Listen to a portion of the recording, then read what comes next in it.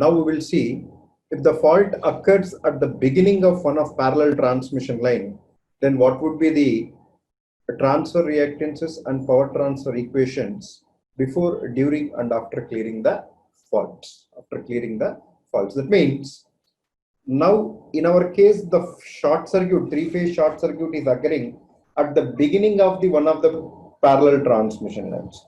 So this is the fault location. This is the fault location. Three-phase short circuit. Okay. You understand? If suppose the transmission line length is 200 kilometers, let me assume the transmission line length is 200 kilometers. The setup of the circuit breaker, relay, everything will be established within substation, or you can say within the 50 meters of the transmission line. Okay. Similarly, the circuit breaker at the end of transmission line is also in the last 50 meters only.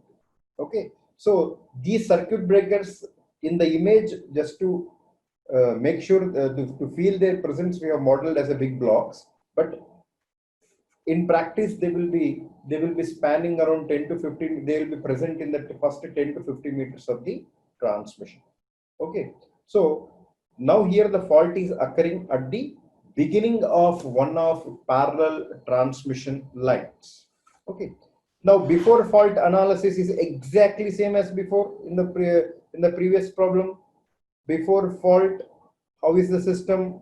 The system is same as what we have studied in yesterday's case. Okay. So we will not do the complete analysis. So here before fault, our transfer reactance, we have already given the notations. X1 is how much? If you remember the yesterday's this one, what is the transfer reactance? 0.55 per unit. This is the transfer reactance before fault. And what is the maximum power that can be transferred or steady state stability limit? This value is 2.18 per unit. Understand? Now the power transfer equation before fault, that is PE1 is equals to PM1 sine delta, whose value has come as 2.18 sine delta so many per unit. Understand? So before fault is exactly same what we have studied in the previous case. Okay. Next,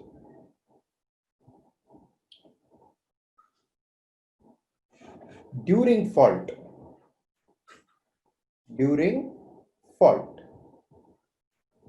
So during fault, what is my circuit? Again, if I redraw this one, this is the generator, this is this one, and then this total reactance will be present. This is now here, since the short circuit is occurring at the beginning of transmission line, the total reactance of the transmission line will be present at this point.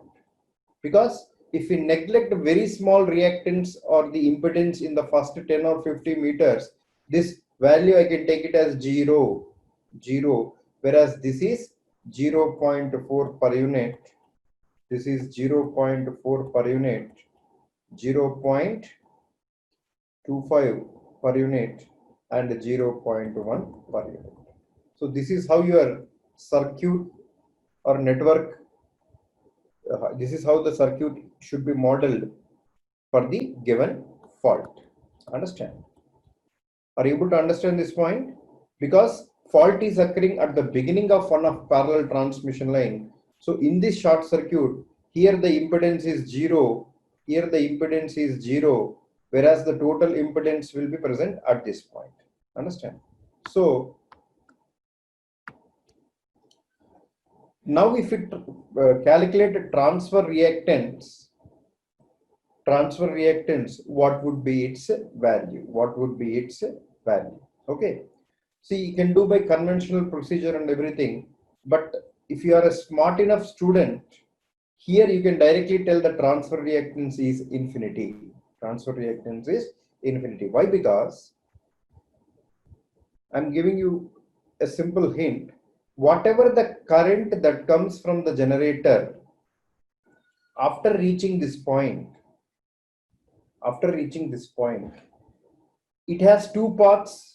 One path will take through this impedance, one path will take the current through these two impedance to infinite bus bar, and other part is directly takes to dead short circuit. So here the impedance between this point and the short circuit point is negligibly small. You can almost take it as a zero. So the total current after reaching will go through this path, and it will go to the short circuit. It will go to the short circuit. The current flowing in other path, is zero. The current flowing in this path is zero.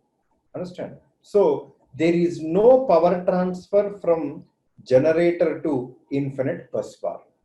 There is no power transfer from generator to infinite bus bar, because after the current reaching this point, it is directly seeing a dead short circuit zero impedance path. So total current will flow into this short circuit.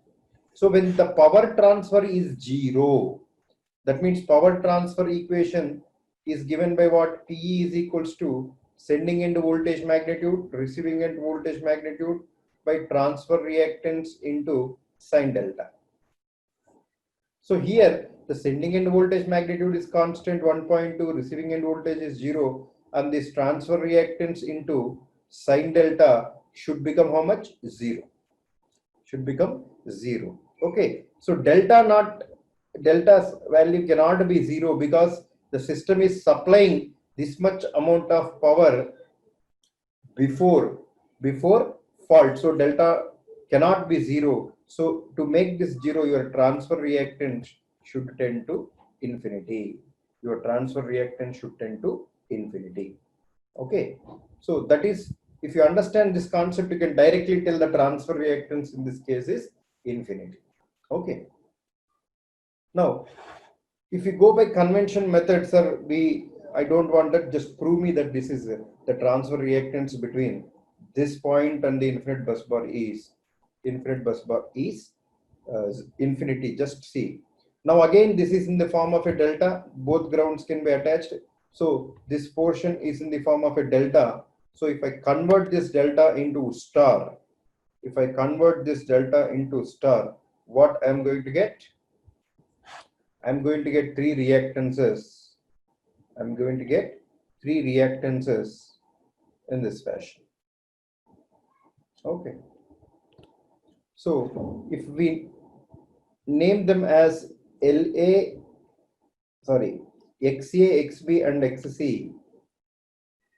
XA, this is XA, XB, and XC. What will be their values? Their values will be XA. This reactance is the product of this one, so 0.4 into 0 divided by the whole one, that is 0.8. So XA is 0. Similarly, XB is how much? XB is lying between 0.4 per unit and 0.4 per unit. So it is the product of 0.4 into 0.4. And the sum of all three delta reactances is 0.8. So this value will become 0.2. Sorry, 0. Okay. This is 2. Yeah, 0.2 per unit. Similarly, if you calculate XC value will become 0 into 0.4 divided by 0.8, that is 0. So after getting these reactances, if you draw this equivalent, you're going to get, okay.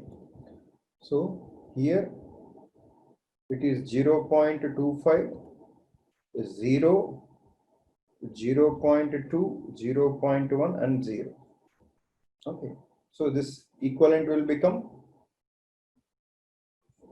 0.25 short circuit and 0 point.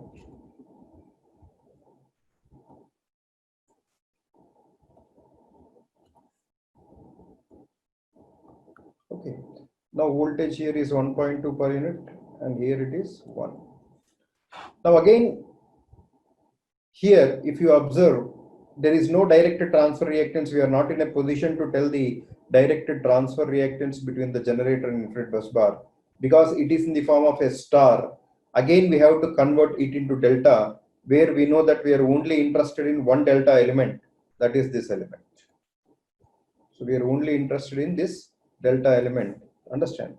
So to calculate this one, which is the transfer impedance, so your transfer impedance, which in our case will become X2 because it is reactance, transfer reactance during fault, JX2 will become. So to calculate this element, you first have to add 0.25 plus 0.3. Again, you have to multiply these two elements, 0.25 into J 0.3 divided by the intermediate element, that is 0.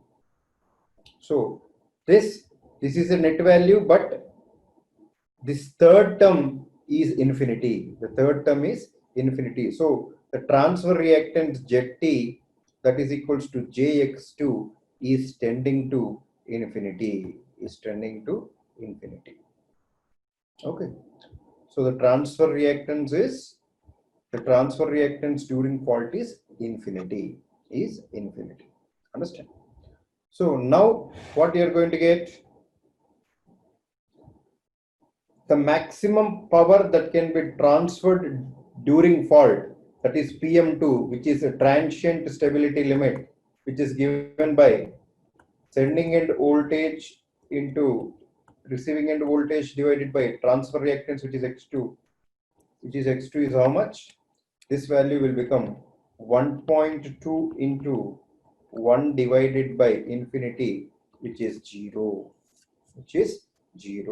That means the transient stability limit or the maximum power that can be transferred during fault is becoming 0.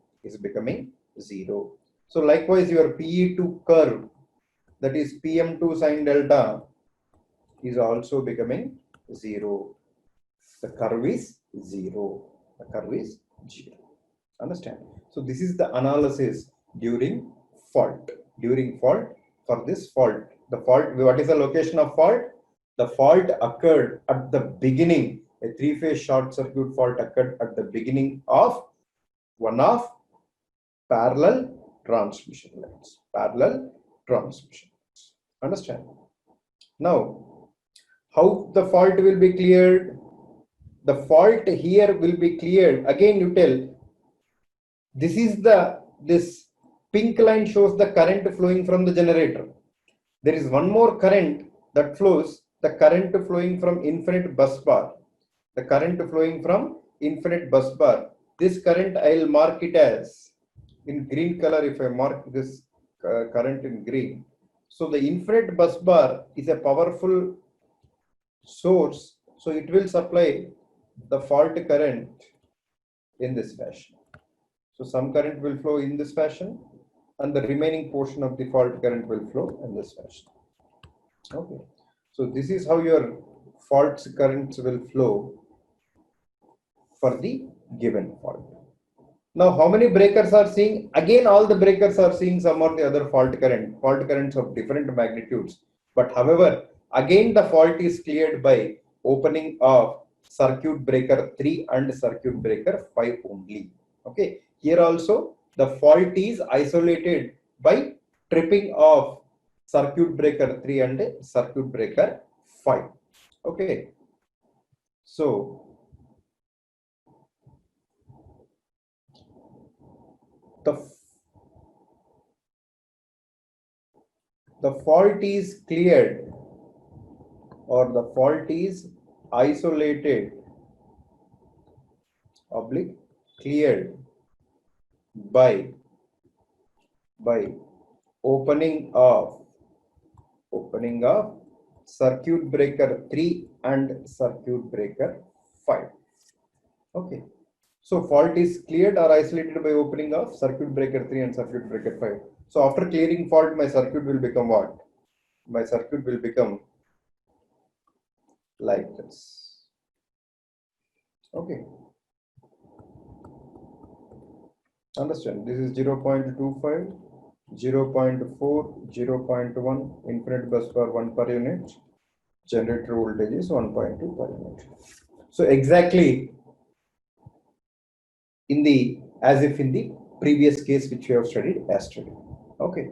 So again for this case, if you calculate the transfer reactance, X3 is the transfer reactance after clearing fault, whose value will become how much?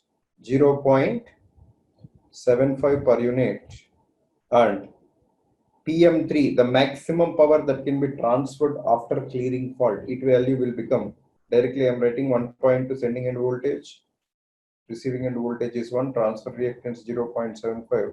This value will become how much? 1.6 per unit, and your PE3, the curve PM3 sin delta, it will become 1.6 sin delta. Understand? So this is the power transfer equation after clearing the fault.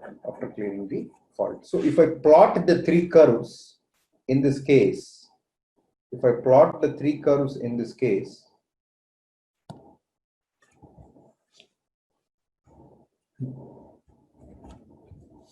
gentlemen, are you able to follow? Yes, sir. So if I plot the three curves, that is P versus delta. So before fault, I am drawing in green. What is the peak value? This value is 2.18 PM1. So what is the curve during fault? I am plotting with red. That is a danger one. It is 0. The curve is 0. Okay. So after clearing, I am plotting with blue. So this one is somewhere here. Okay. So this peak value is 1.6 per unit. Okay. So what are the curves? The three curves are, this is power transfer equation curve before fault, P1. The red one is during fault, and the blue one is after clearing fault. This is how your three curves will be in this situation. Okay. Now the last case, if the fault occurs on the generator bus bar, if a three-phase short circuit occurs on the generator bus bar, now the fault location is here. On the generator bus bar, the three-phase short circuit occurred. On the generator bus bar, the three-phase short circuit occurred. So whatever the current that comes from the generator, obviously, whatever the current that comes from generator, it directly flows into this one. It will not even enter the transmission line. But however, the current that is coming from the infinite bus bar, the fault current that is coming from the infinite bus bar will have this path. So this is how the fault currents will flow.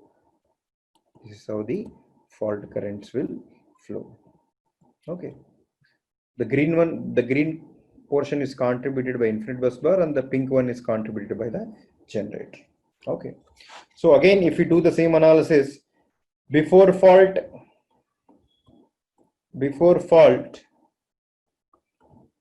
exactly same as the previous two cases. Okay. Same as previous two cases. Understand? So just for your understanding, I'm writing X1 is how much? 0.55 per unit. PM1 is 2.18 per unit. Curve is P1 is 2.18 sin delta per unit. Okay. Next is during fault.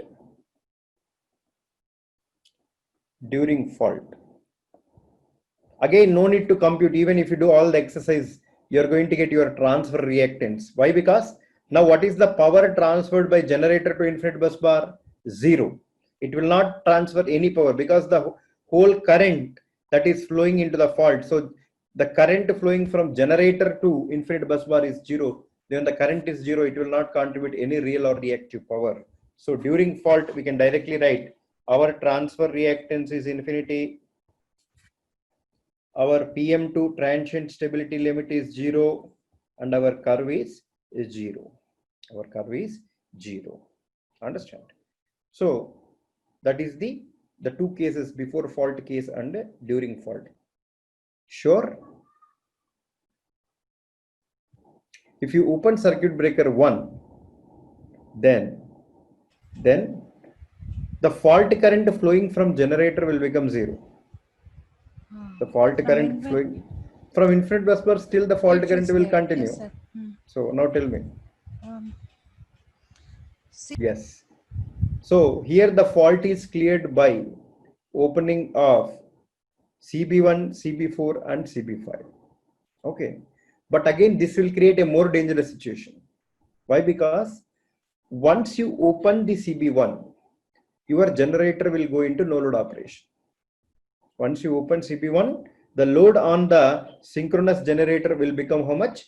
0. Whatever the total shaft power that is being supplied to the generator, total shaft power will become accelerating power. Total shaft power becomes accelerating power. Understand? So here the fault is cleared by immediate opening and closing of circuit breaker 1. We are assuming that our fault is transient in nature. Transient means whatever short circuits that occur in power system, 80 to 85% of short circuits are transient in nature. They will come, they will go immediately. Okay, but that 15 to 20% faults, short circuit faults, are sustained short circuit faults which persist. So at critical locations like generator bus bar and in substation bus bars, if at all a short circuit occurs, what we use is we use auto reclosing circuit breakers. What will happen? If the fault occurs, relay will give trip signal. The circuit breaker will immediately open. So after that, immediately it will close. So what happens if the fault is transient in nature? First opening and immediately closing, the fault is cleared. But if it is a sustained fault, even after the second closing, even after closing second, what will happen? Again it will trip. So once the circuit breaker opens for the second time, then it will not close until some engineer or until some manual intervention is happening. Okay, so here we are assuming that our fault on the generator bus bar is transient in nature, and the fault is cleared by immediate opening and closing of circuit breaker 1. Understand? Circuit breaker 1. We can also tell that even circuit breaker 2 and 3 also auto reclosing. So what we are assuming, whatever the breakers that open, they are immediately reclosing so that the original system is restored. Understand? So here we are assuming our fault on generator bus bar is transient in nature and it is cleared by immediate opening and closing of circuit breaker 1, circuit breaker 2 and circuit breaker 3. Any breakers which you can, what all the breakers are there, they immediately open and close. So in bracket you can write these breakers are of auto reclosing circuit breakers. So what is the feature of auto reclosing circuit breakers? When a fault occurs, they will open, and once the complete arc is quenched between the moving fixed pole and moving pole, then again it will immediately close. Such breakers are called auto reclosing circuit breakers. Okay, so cleared by immediate opening and closing of the circuit breakers. After clearing fault,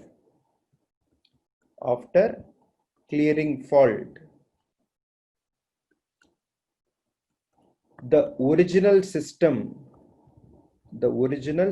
or network, whatever word you want, the original network is restored. The original network is restored. Understand? So we are assuming our fault is in transient of nature and original system is restored. If it is persisting in nature, so then what will happen? This generator will enter into no load operation. So there is a huge amount of accelerating power acting on it, and definitely it will lose the stability. Understand? So once the fault is cleared, what is my network? It is same as the original system.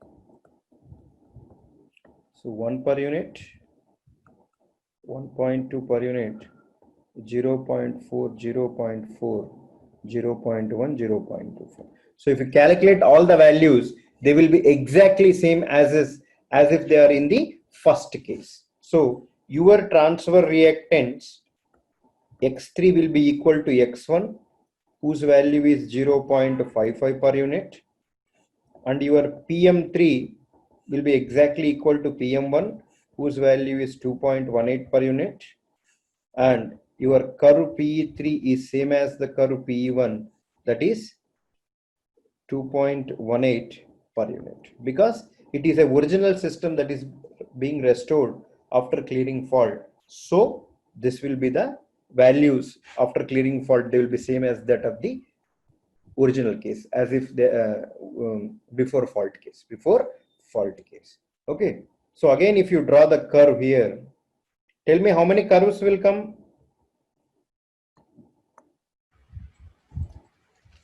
2 curves. Sure.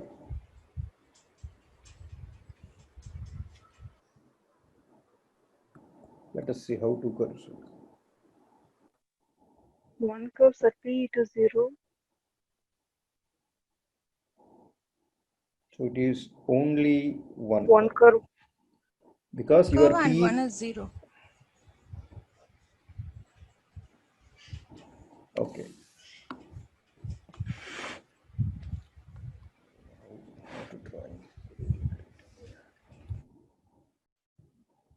So this is a curve. The curve during the fault is 0, and your third curve is exactly matching with the first curve. Third curve is exactly matching with your first curve. So if you see image, it's only one curve that will be visible. So this is your PE1 and PE3, both are same, and this is your PE2. Okay, so literally it is only a single curve. Understand? This peak value is 2.18 per unit. Understand? So this is the third case in this one. So these values and these notations are very important for the further analysis. Any doubt in this section? Sir, this in third case, we Yeah. are getting the same 2.18 because of this auto reclosing. No, Yes, sir. madam. Yes, madam. We are assuming that So, the okay. original system is restored after clearing Okay. the fault. So Yeah. why don't we use this in beginning and middle, so that also will have the maximum thing, no, sir? No, ma'am. There we are assuming the fault is sustaining in nature. Okay. It is not a transient fault. It is So a permanent fault. Yeah. practically what happens, sir? This is all So assumption practically, theoretically. yeah, ma'am. Practically, what happens here, if this fault occurs, suppose if it is a permanent fault, then the circuit breaker will open, CB1 will open. Okay. So once CB1 will open, then electrical output of generator becomes 0. Okay. Then their accelerating power will become equal to shaft power. Hmm. So machine will lose stability. Okay. Okay, but Okay. anyhow, what they will do is they will add some other external load to keep this one. We need Okay. to connect some load or some heat dissipation mechanism to waste the real power so that our accelerating power becomes lesser as less as possible. Okay. So Okay. if this is a situation, machine will lose the stability. Okay. In if it is in the beginning or in the middle, so sustain means they will come till the fault is cleared. It will go through means these steps, sir. Means like Yes, ma'am. Till the fault is cleared, okay. it will It be will take long. undergoing oscillations. Okay. But once the fault is cleared, it has one more path to transfer power to the infinite bus bar, Okay. Okay. because Okay. only one line is isolated. So at least the Okay. remaining through the remaining line, it will be able to transfer power to the load. So again, it will come back to stable state. But here the operating point will shift to higher point. The delta value will be little higher. That we will see in the equal area criteria. How Okay. the operating points will shift from one curve to other. That we will see in the equal area criteria. Okay, sir. Okay. Okay.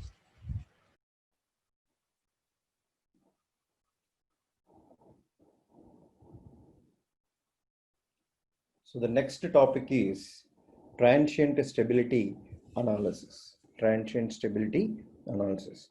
So here what is the difficulty is that the swing equation, that is m into d square delta of t by dt square into PA, that is PA is PS minus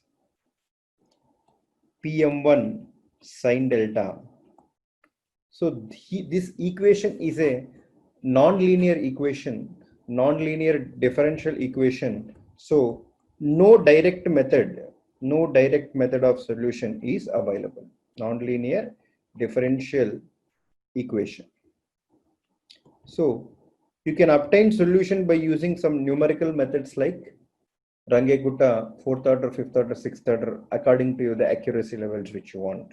But for that, you need to design the algorithm, you need to put it in a computer, and you have to execute either in MATLAB or C language, whatever. But imagine the situation, they have analyzed the stability of the system before the advent of computers. They have designed all this theory somewhere in early 19th century, where there is not even a calculator. Scientific calculator is also not available today.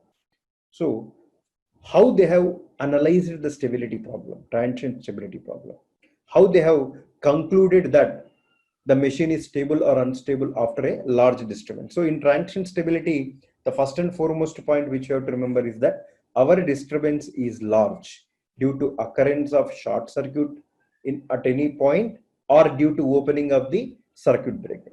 See, the two major large disturbance are formed by occurrence of short circuit. We have seen the short circuit at two locations: middle of transmission line at generator bus bar or beginning of the transmission line. The second thing that can happen is malfunctioning of circuit breakers. Suppose without any reason, if one of the circuit breaker trips, then also this will cause a big disturbance. Suppose in the previous case, if circuit breaker 1 trips, then what will happen? It will cause a big disturbance. Understand? So malfunctioning of circuit breakers can also lead to a big disturbance. Okay.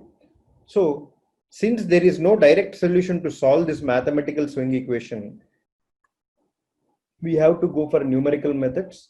But here we use a graphical technique called equal area criteria, which is again based on the swing equation. Equal area criteria, a graphical technique based on swing equation. Even this equal area criteria is designed on the basis of swing equation.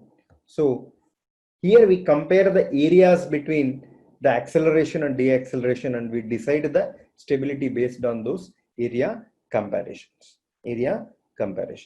Understand? So you'll appreciate the idea, sir, so many computers are there, now we can do all this.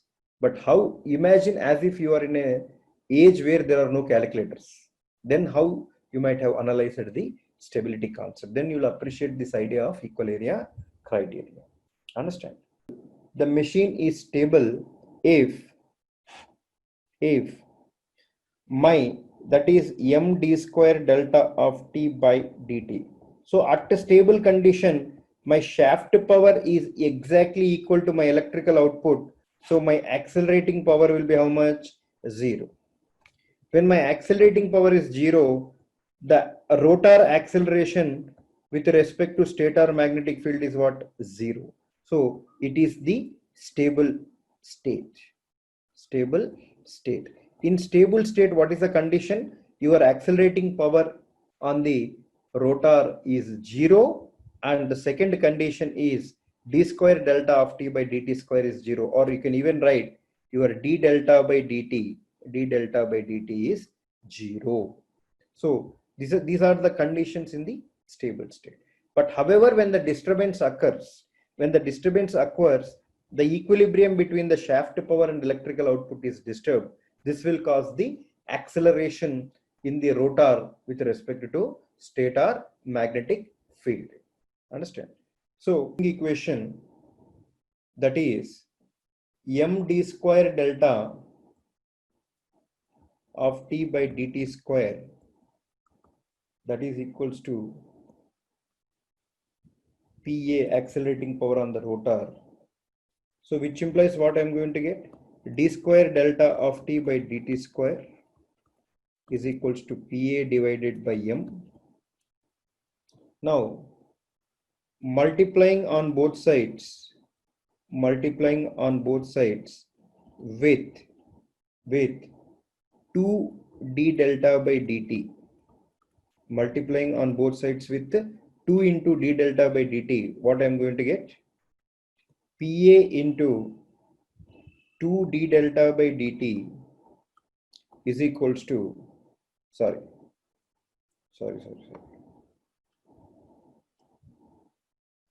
m into 2d delta by dt into d square delta of t by dt square. Here also you can write delta of t.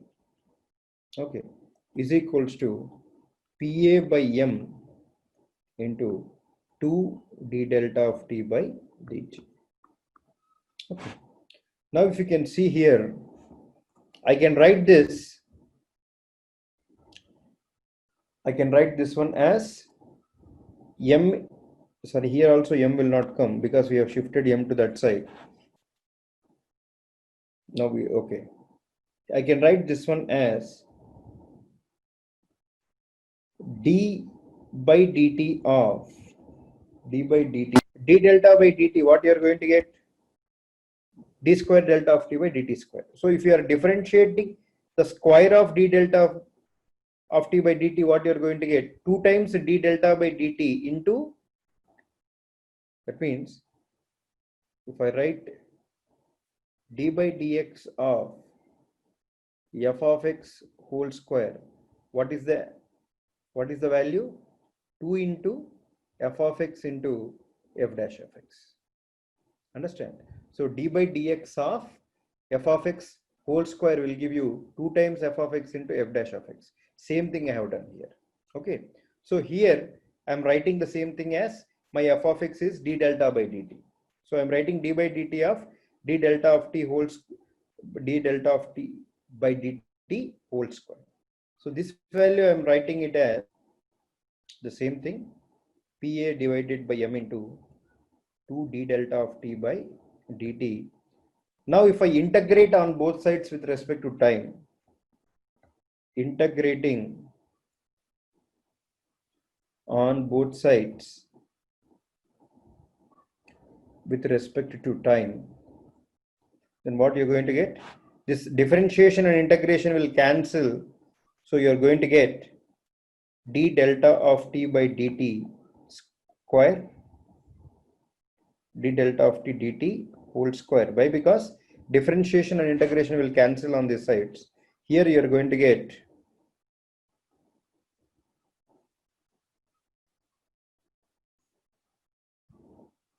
PA by m into integral of 2 into d delta of t by dt into t into dt. So this value you're going to get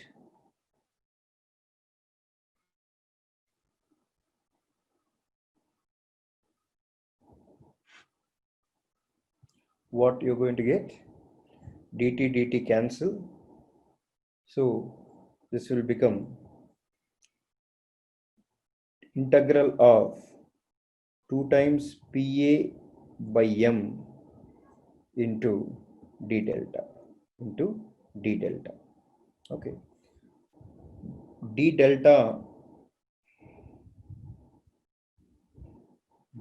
of t by dt whole square is equals to integral of 2PA divided by m into d delta, understand? Now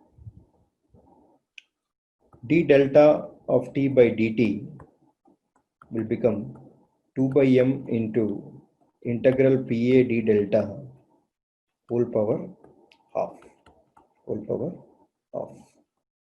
So now if d delta by dt, if it is equal to 0, if d delta of t by dt is equals to 0, which implies out of this what value should become 0? Integral PA into d delta should become 0. Integral PA into d delta will become 0. Okay. So in a stable state, if your delta value will be constant, so then d delta by dt will become 0 and your net accelerating power, that is PA into d delta, should become 0. What this equation states is, remember this is during, this equation we have to use during disturbance. During disturbance, if somebody asks you d delta by dt, then you have to use this formula. During disturbance, if somebody asks you what is the rotor angular velocity with respect to stator magnetic field, this is given by this equation during disturbance. Whether my system will remain stable, will become stable after disturbance or not, it is given by this equation. Okay, so suppose after a disturbance the rotor undergoes some oscillations, and again if it comes back to this state of where d delta by dt is 0, then what is the condition? That the system has undergone a disturbance and it has come back to the stable state. This is given by this equation. Okay, so initially the rotor angle is at delta naught. Okay, after a disturbance it has swung to some other value, highest value of say some delta 1. It has swung from delta naught to delta 1, and within this swing from delta naught to delta 1, it will make not only one swing, multiple swings like simple pendulum, and eventually it will settle down. If this net area under acceleration and deacceleration included, if it becomes 0, then my machine is stable. Whether after this swing, if d delta by dt does not become 0 after the disturbance, then the machine is unstable. Okay, so that is the significance of this mathematical equation. Again, I will tell you in one more method how to understand this equation. Okay, suppose this is my delta of t versus time curve. Okay, now this is my curve between rotor angular velocity versus time. Okay, Now, before fault, how will be the situation? Before fault, my delta value will be constant at some fixed value, let us say delta naught. My delta value is constant at some fixed value, delta naught. My rotor angular velocity is constant. Let us assume it is a 15 a 4-pole machine, or you can say in rotor angular velocity, I'm telling in RPM so that we can easily understand. It is running at 1500 RPM. So what is the synchronous, this one, or you can say instead of this rotor, you can directly write the rotor, rotor RPM, that is 1500 RPM, which is fixed. Okay, let us assume the disturbance occurred at this point. The disturbance occurred at a point time interval, this one, say T1. Okay, so because of this disturbance, the delta value has increased. The delta value has increased to this peak. Okay, if the machine is stable, then delta value will come back again. It will make gradually the amplitudes will reduce and eventually it will settle down. At some higher delta value. Let us call this value as delta 1. The highest peak we are calling it as, say, delta 2. Okay, so if my machine is stable, then the delta value will, after disturbance, it will undergo some oscillations, and eventually if the system is stable, again it will come back to 0. Why? Because eventually if my system is stable, again my d delta by dt should become 0. D delta by dt will become 0. Okay, so what is my synchronous speed here? Before fault, my rotor angular RPM should be equal to synchronous RPM, which is 1500 RPM. The rotor is rotating at constant 1500 RPM. After disturbance, suppose rotor undergoes acceleration, then its speed will increase. To some higher value. Say it has reached a RPM of 2000. Again, after that, again the RPM value decreased. So like this, the RPM also gradually changed, and eventually again the RPM came back to 1500. Then you can say that your machine is stable. So definitely after disturbance, the rotor, the delta value will make some oscillations, and even your RPM angular velocity, RPM will make some oscillations. Again, if your RPM comes back to the original synchronous speed, then you can say that your machine is stable. Similarly, here before fault, what is d delta by dt? Because delta naught is constant, your d delta by dt is 0. And after making certain oscillations, again if my d delta by dt value comes back to 0, then I can assume my system is stable. My machine is stable. So how we can ensure that it is coming back to that, again d delta by dt is becoming 0? This equation. If d delta by dt is 0, so whatever the oscillations that the rotor make from delta naught to, here I wrote in the previous case as peak value as, what is the peak value for which the delta value has gone? I'm calling it as delta 2. So if you integrate the curve between delta naught, the lower limit, and the higher limit delta 2, if this area becomes 0, if this total area becomes 0, then your machine is stable. Understand? That is how this swing equation will help us to design the equal area criteria. Understand? Second case, when the machine will lose stability. So again, if you draw this curve,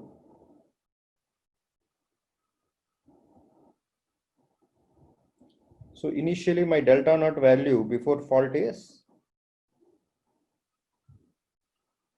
say delta naught is this one. So again at this point the disturbance is there. So if my delta value is not at all coming back, it is continuously increasing, it is not making a downtrend, then all this d delta by dt is positive. So my RPM is continuously increasing and the machine will lose stability, because only machine can withstand the disturbance for 5 cycles, depending upon its inertia. So after that it will lose the stability. Even your RPM will continuously increase. If you don't do any corrective action, what will happen? The shaft will break. Even the RPM is also continuously increasing. Okay, so this is how the delta value will behave for a stable and unstable systems. So whatever the swing that the delta makes, which is the amplitude of the first swing is highest. So the amplitude of the first swing is highest. So in equal area criteria, we only consider the first cycle. Because first peak value is highest. So if the machine is stable for the first peak, the single machine system, if it is stable for first peak, then subsequently for other peaks also it will be stable. So in equal area criteria, we only consider the swing or the acceleration and deacceleration values only for the first swing. Okay.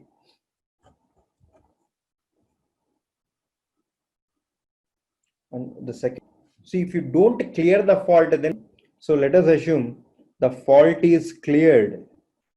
The fault is cleared somewhere here at T2. At T2, we are clearing the fault. Fault occurred at T1, fault is cleared at T2. Because if you don't clear that fault in transient stability, then machine will definitely lose stability. So the fault clearing time will be how much? The difference between FCT, faults clearing time, is the difference between T2 minus T1. So here in this system, after clearing the fault, it is retaining stability in the first case. In the second case, even after you clear the fault, the machine is not coming back. So here it is losing stability, and it is, in the first case, it is retaining the stability.